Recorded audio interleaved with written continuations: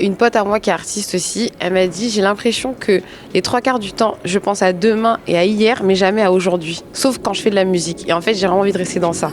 Mais trop de songi, pourquoi elle a un mari qu'il aime, il a une femme qu'il aime. La musique, pour moi, ça commence par mon frère quand je suis toute petite.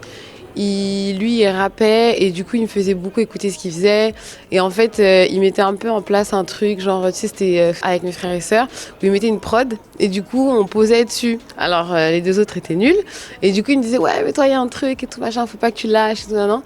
Et en fait c'est vraiment comme ça que ça a commencé.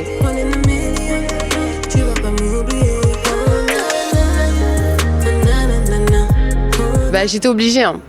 Franchement le droit c'est qu'il fallait trouver un truc sûr pour rassurer les parents, pour satisfaire et tout ça. Et en plus, ça avait l'air intéressant parce que je voyais les séries voilà, sur les avocats, etc. Machin. Donc je me disais, bon, bah vas-y, on va tester. Et j'ai été au bout, mais en fait, c'est quand j'ai pas eu le barreau que je me suis dit, mais j'ai pas envie de le repasser en fait, parce que clairement, je m'en fous, tu vois. Et c'est là que du coup, j'ai fait la séance studio.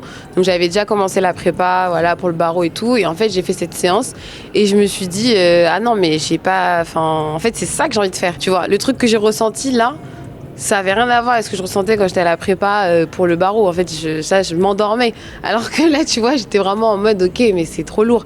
Et là, je me suis dit stop, donc j'ai défait mon inscription. Et je leur ai dit en plus, et je me rappelle qu'ils m'ont dit, ah, ben, on espère qu'on vous verra sur TF1. J'ai dit, bah, moi aussi. Et tes parents, qu'est-ce qu'ils ont dit ? En fait, mes parents, à ce moment-là, ils m'ont dit, non, mais c'est bon, t'as rempli ta part du contrat. Tu vois, genre, le barreau, on te l'a jamais demandé. On t'a demandé d'avoir un diplôme. Tu l'as eu. Voilà. Après, le barreau, c'était la cerise sur le gâteau. Quand on pense aux études de droit ou aux étudiants en droit, on pense à quelque chose de très scolaire, très carré. Ouais. Est-ce que ce côté carré et scolaire, ça te sert aujourd'hui dans ta vie ? Non, pas du tout. Ça me dessert totalement. En fait, j'ai grave du mal des fois à me détendre parce que du coup, c'est vraiment, c'est comme tu dis, c'est très scolaire, très droit. Il faut suivre les règles et tout. Et du coup, j'ai un peu le complexe de la bonne élève, je dirais, tu vois. Donc j'ai un peu du mal à. Ça commence à venir, hein. Mais c'était dur au début, hein, franchement.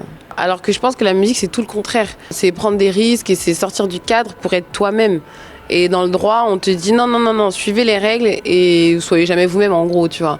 Donc c'est vrai que c'est tout l'inverse en fait. Big up aux étudiants en droit, hein, il faut persévérer, mais moi c'est pas mon truc.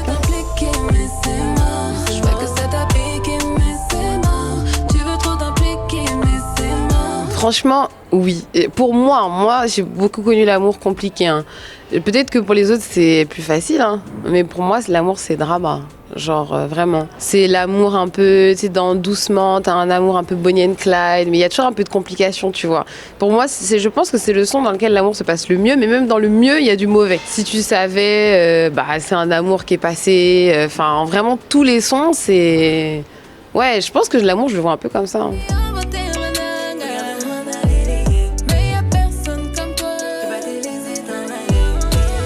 Mes parents m'ont vraiment éduquée dans ça. C'est-à-dire que dès le début, la musique, c'était Papa Wemba, Kofi, Werason et tout. Tchala Moana aussi, des artistes féminines dont on parle moins. Dès le début, ils m'ont vraiment mis dans ça. Et mes parents, ils parlent beaucoup Swahili aussi.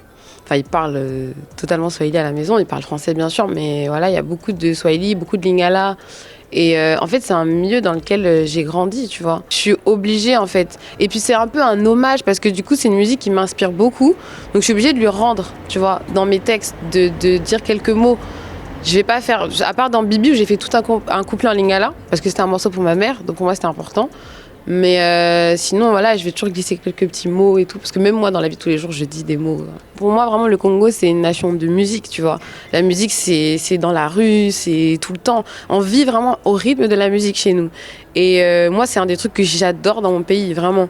Et du coup, t'es obligé de le... Tu peux pas faire des chansons sans mettre du Lingala, du Swahili, c'est pas possible.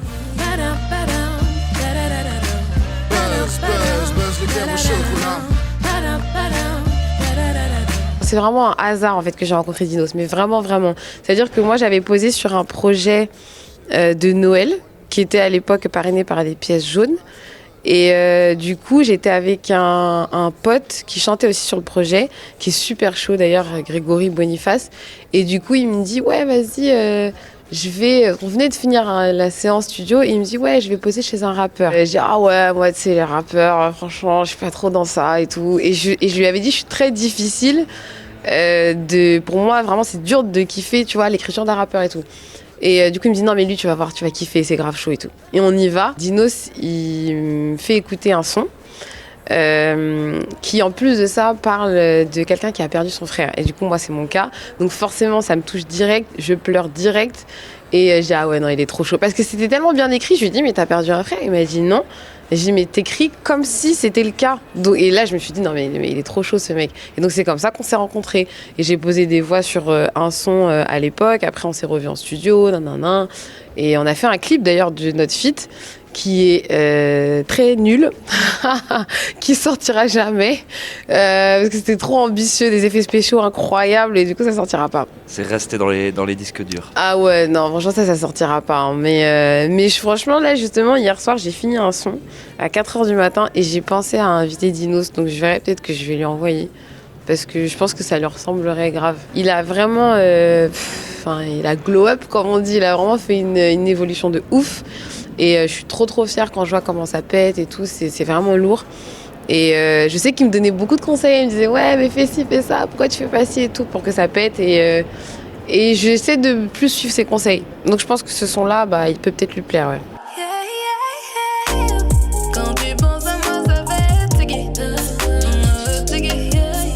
Il a coécrit avec Style Fresh. Enfin, même co-composé en fait parce qu'ils ont vraiment fait les tops, tout machin. Et en fait ils sont arrivés en mode on veut te faire un son. Du coup ils l'ont vraiment imaginé et tout. Et je me suis complètement laissée porter en même temps. Esprit et Style Fresh, voilà. Esprit, tu sais, c'est comme tout le monde, hein, on se rencontre sur les réseaux et tout. Et en fait, à l'époque, il avait kiffé le son que j'avais fait avec Style Fresh, Tiki.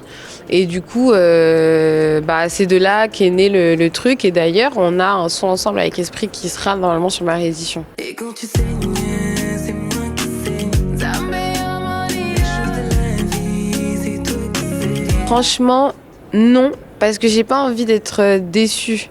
J'essaie d'être assez réaliste, tu vois, en mode voilà, il faut regarder, là, avoir les yeux sur le présent. En fait, je sais pas, c'est une pote qui m'a dit la dernière fois, une pote à moi qui est artiste aussi, elle m'a dit, j'ai l'impression que les 3/4 du temps, je pense à demain et à hier, mais jamais à aujourd'hui. Sauf quand je fais de la musique. Et en fait, j'ai vraiment envie de rester dans ça.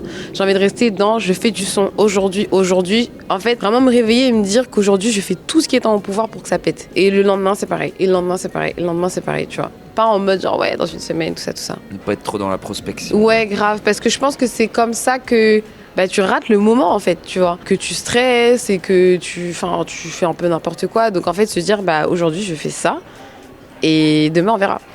Mais trop de sang